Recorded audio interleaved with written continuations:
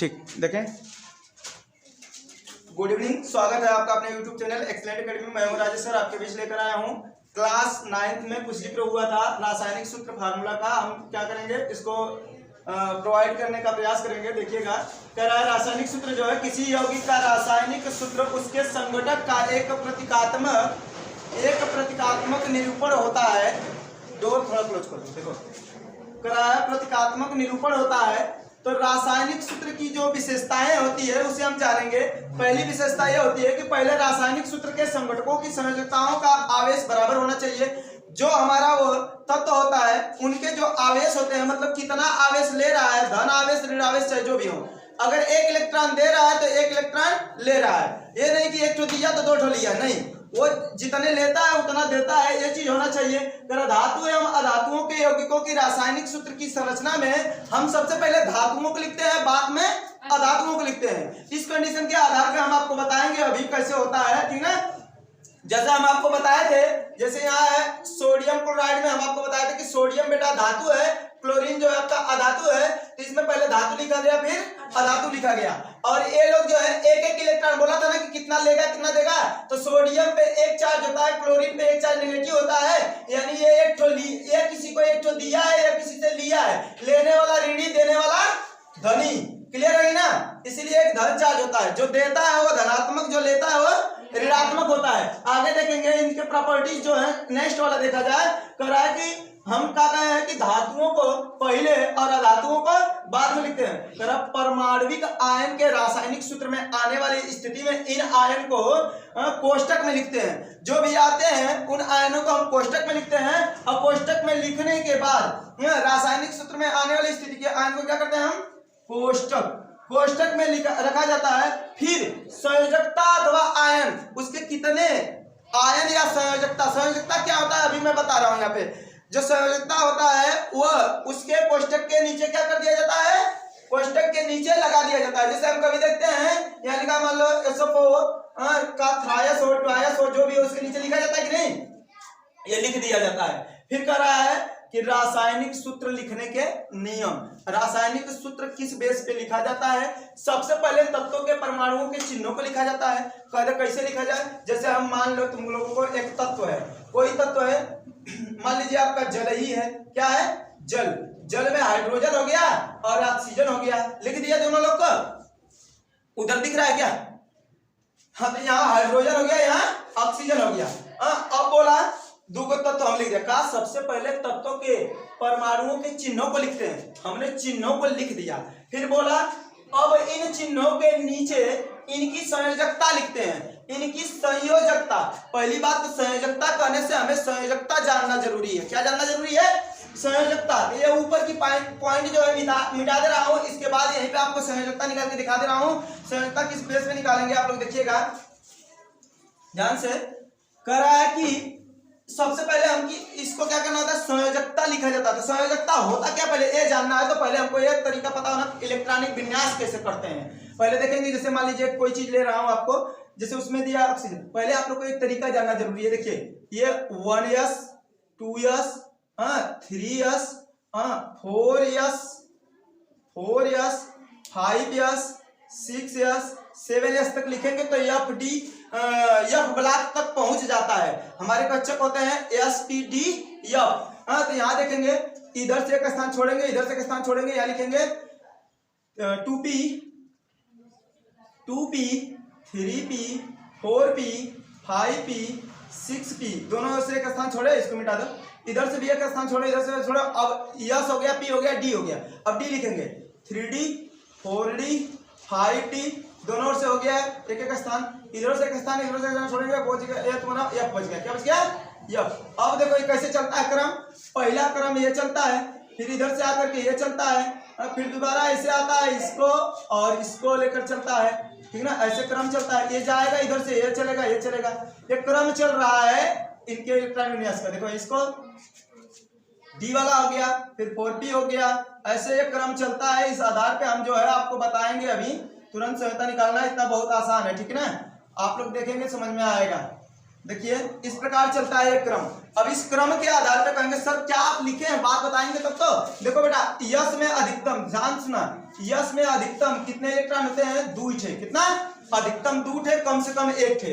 P में कितना होता है, 6 थे अधिकतम, और कम से कम कितना, उससे कम चाहिए जितना रहो, 1 रहे तो 1 भराई, 2 रहे तो 2 भराई, 3 रहे तो 3, 4 रहे तो 4, 5 रहे तो 5, अधिकतम 6 से ज्यादा बढ़ तो अगले इलेक्ट्रॉन में चल गई, ठीक है। और एस पी डी में हमेशा 10 और एफ में 14। कैसे इक्वल कहाँ से जान पावत हैं आप, हम बताएं। ये जो है बेटा तुम्हारा पीरियाडिक टेबल बनता है, आप जानते हैं कि नहीं, ऐसे पीरियाडिक टेबल बनता है, आप लोग जानते हैं कि नहीं जानते हैं। हाँ ऐसे ही मैं मौखिक रूप से बना दे रहा हूँ, देखिए ऐसे ही बना दे रहा हूँ। हाँ ठीक है, ये पीरियाडिक टेबल बनता है, आप लोग जानते हैं कि नहीं बेटा, ये पीरियाडिक टेबल आप लोग जानते हैं कि नहीं जानते हैं। इस पीरियाडिक टेबल को जानते हैं, जो पीरियाडिक टेबल बना रहता है, मतलब आवर्त सारणी बना रहता है ना, तो इसमें जो है ये 2 लाइन ऐसे खड़ी रहती है कि नहीं, ये 2 लाइन खड़ी रहती है। सुनो ना, ऐसे जो है तुम्हारा ये 2 लाइन यहाँ हो गया, और सुनो ऐसे जो है 1 2 3 4 5, 1 2 3 4 5, बस 5 लाइन यहाँ होता है, और 6वां 7वां यहाँ हो गया। क्लियर है ना, ठीक है। और ऐसे जो है हमने तुमको 2 लाइन यहाँ बनाया, और इस बीच में जो होता है, इस बीच में 1 2 3 4 5 6 7 8 9 10 होता है, इसमें 1 2 3 4 5 6 होता है। ये 2 लाइन तो नीचे है। सुनो ना ध्यान से, इसमें 3 बना दी का, ध्यान सुनो, इसमें तुम्हारा लाइन कट है यस ब्लॉक का, कई लाइन 1 2 कट है, ये पूरा खाना ना गिनना है, खड़ी लाइन, खड़ी वर्ग गिनो, 1 थे 2 थे, 2 ये खाना दिख रहा है खड़ी, ऐसे सीधा गिनोगे तो 1 थे 2 थे भर किना खाना है, तो एम में यस में 2 थे भरा जाएगा, ठीक। और यहाँ से यहाँ ले जो है 6 रहता है, कट लाइन 6, ये लिए पी ब्लॉक है, क्या है, इधर वाला पी ब्लॉक है, यस ब्लॉक है, पी ब्लॉक में 6 थे, एस ब्लॉक में 2 थे, और पिछवा में रहता है 10 लाइन, डी ब्लॉक, कौन ब्लॉक, डी ब्लॉक, ये डी ब्लॉक होता है, इसमें 10 इलेक्ट्रॉन, इसीलिए इसमें 10 भरा जाता है, 10 लाइन। क्लियर। और आई जो है एफ ब्लॉक, इसमें पूरा 14 16 का होता है, कट दिया जाता है, इसमें 14 इलेक्ट्रॉन, कितने। अब देखो याद करने का तरीका कैसे याद रखोगे कि सर कैसे कैसे रहता है इसमें, देखो यस पार सेकेंड, सेकेंड माने 2, यानी यस में 2 इलेक्ट्रॉन, याद रखना। अगर 1 रहेगा तो 1 को भरा जाएगा, लेकिन अधिकतम 2 इलेक्ट्रॉन। याद करने का तरीका बता रहा हूँ, यस फार सेकेंड माने 2, यानी यस में 2 इलेक्ट्रॉन। और सुनो ना 10 फार, इसको याद रख लो, 10 डी से 10 हिंदी में कह दो, डी से 10 भरा है। क्लियर है ना, अरे 10 हिंदी में लिख लो ना, जैसे याद करने का तरीका। एफ फार 14 में 14, तो 14 इलेक्ट्रॉन भरा था, 14 माने 14, एफ फार 14 से 14, यानी एफ में 14, ठीक ना। इसको याद बस कर लेना, पी में 6 होता है, ठीक ना, उसके लिए नहीं, ठीक ना। ध्यान से सुनना, इनको बताने का मेरा तात्पर्य था बेटा तुम लोग जान पाओ कि किस में कितना इलेक्ट्रॉन भरा जाता है, क्योंकि अभी मैं करूंगा इलेक्ट्रॉनिक विन्यास। अभी क्या करूंगा, इलेक्ट्रॉनिक विन्यास। जैसे हमने दिया वहां ओ, क्या दिया, ओ का परमाणु क्रमांक होता है 8, क्या होता है, ऑक्सीजन का परमाणु क्रमांक होता है 8, समझ के जाओ, ऑक्सीजन का परमाणु क्रमांक क्या होता है 8। तो यहाँ लिखोगे इसको, देखो पहला क्या है 1s, क्या है 1s, हमने बोला यस में कितने इलेक्ट्रॉन भरना है 2, मैं 2 क्यों भरने जा रहा हूँ, ध्यान से देखो, मैं 2 क्यों भरने जा रहा हूँ बेटा, क्योंकि इसमें 8 इलेक्ट्रॉन है, 2 भरने से पूरा ना हुई, अभी 6 बची, कितना बची 6, तो हमें 2 पूरा भरना पड़ेगा, सभी ज्यादा है, एक मतलब ज्यादा से ज्यादा यस में कितना भरल जा सकता है 2। आगे बढ़ जाइए, 1s को फिर अगला जो है, फिर इधर से घूम के गया अगर 2s के यहाँ, कहा अगर 2s के यहाँ, तो कहते सर यो तो ऐसा, कहते यो में 2 अधिकतम भरल जाला, कहते सर 2 भर दी का, कहते देखा पहले चेक करा यहाँ कितना बचल है, 8 में से 2 तो भर देला, अभी बचल कटे 6, तो 6 को 2 से ज्यादा कि कम है, ज्यादा है 6 को, एक मतलब 2 को पूरा भर दा सर जी, अभी बहुत ढेर है पास ना। आगे चल जाइए यहाँ, फिर यहाँ से चलत आगे 2p, कौन आगे 2p, अब p पे कितना भर जाला अधिकतम 6, लेकिन तुम्हारे पास बचल कटे, यहाँ भर देला 2, यहाँ भर देला 4 गो, बचल कटे 4 गो, कहता हम 6 का कि वैसे चोरा के लाई का, हमारे पास 4 है, कहते ले भाई कम से कम तो भर ही सकत है तुम, तोरे जितना बचल उतना भर दा, बात समझा।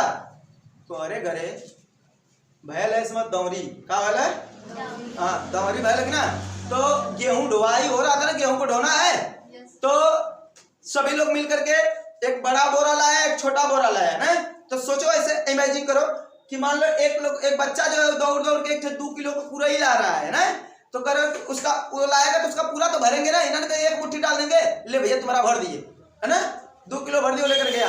अभी ज्यादा गेहूं है, दूसरा लाए वो ला दिए अपना 6 किलो का बर्तन, एक लाए 10 किलो का बर्तन, एक लाए 14 किलो का बर्तन ना।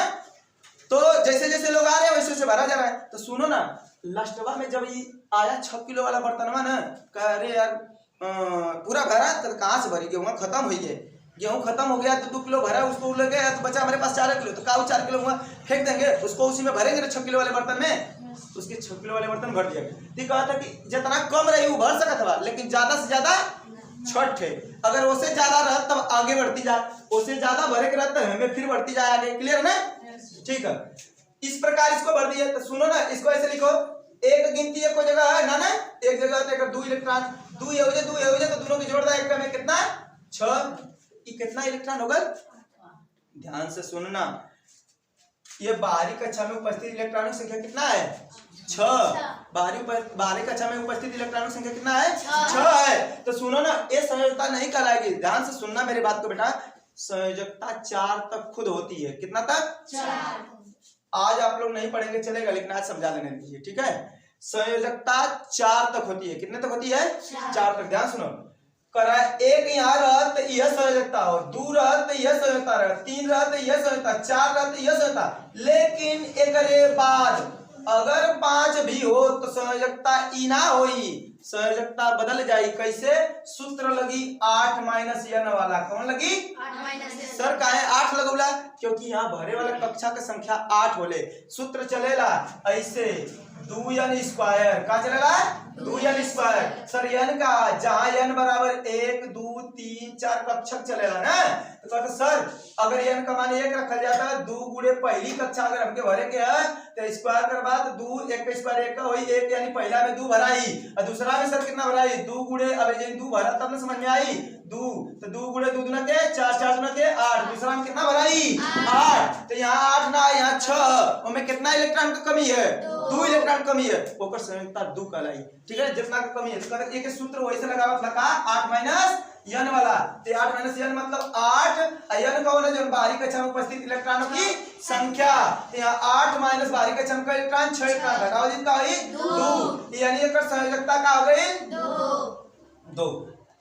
यहाँ 1 रहा तो वह संयोजकता, 2 रहा तो वह संयोजकता, 3 रहा तो वह संयोजकता, 4 रहा तो वह संयोजकता, लेकिन वो ज्यादा हो गए 5 या 6 हो गए तो सूत्र लगी कौन 8 माइनस n वाला, और जौन रही तब में से घटा दे जाई, जौन आई वो ओकर संयोजकता कहलाई। अब संयोजकता निकल जाई, समझ में आई संयोजकता? हाँ, यानी बाहरी कक्षा के पूरा करे वाले जितना इलेक्ट्रॉन की जरूरत है, हाँ, या तो जितना इलेक्ट्रॉन त्याग दे वो है ओकर संयोजकता कहलाई। इतना बात क्लियर भल की ना भैल, ठीक ना। अब जो संयोजकता क्या करता है, अब संयोजित परमाणुओं की संयोजकताओं को क्रॉस करते हैं, संयोजित परमाणुओं के चल रहा है कहां से कि कुछ वीडियो पहले था तो वो नहीं रहता, ज्यादा ओवर हो गया था। देखो अब संयोजित परमाणुओं की संयोजकताओं को क्रॉस करते हैं, क्या करते हैं, पहली बात तो ये जान जाओ, इसका संयोजकता हमने निकाल दिया, यानी ऑक्सीजन की संयोजकता क्या आ गई 2, तो कह ले रहा है। अब संयोजित परमाणुओं की संयोजकताओं को क्रॉस कब कर ली, पहले एक अलग चिन्हों के नीचे इनकी संयोजकताओं को लिखो।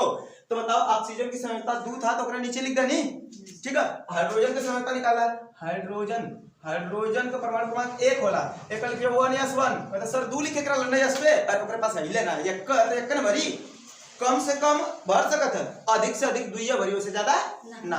तो ई का तो पहला हाइड्रोजन का एक का बार घूमल तो इसमें भरा गया, तो एक का परमाणु क्रमांक का है 1, तो एक बाहरी कक्षा में उपस्थित इलेक्ट्रॉन संख्या 1 है ना, तो ई 1 तो कहनी ना कि 1 रही तो वह संयोजकता, 2 रही तो वह संयोजकता, 3 रही तो वह संयोजकता, 4 रही तो वह संयोजकता, 5 6 होई तब ना वो घटावा जरे साथ होता है। यहाँ संयोजकता का है 1, तो एक संयोजकता एकरे नीचे लिखा, कल ना उनके नीचे लिख ला, फिर ओकरे बाद कल परिणाम उनके फिर क्रॉस करा, का करा क्रॉस कर देनी, क्रॉस कर देनी, क्रॉस कर दा। फिर कहता परिणाम स्वरूप पहला परमाणु दूसरे के परमाणु की संयोजकता ग्रहण करता है। पहले का दूसर का संयोजकता ग्रहण कर लेला, और कहता तथा दूसरा परमाणु पहले के परमाणु की संयोजकता ग्रहण करता है। तो दूसर का जो है पहले का ग्रहण कर लेला, ठीक है ना। ओकरे बाद ई द्वार बन जाले क्रॉस कैले के बाद रासायनिक सूत्र। तो देखा ई बनल कि ना H2O है ना, देखबा कोनो दिक्कत ना।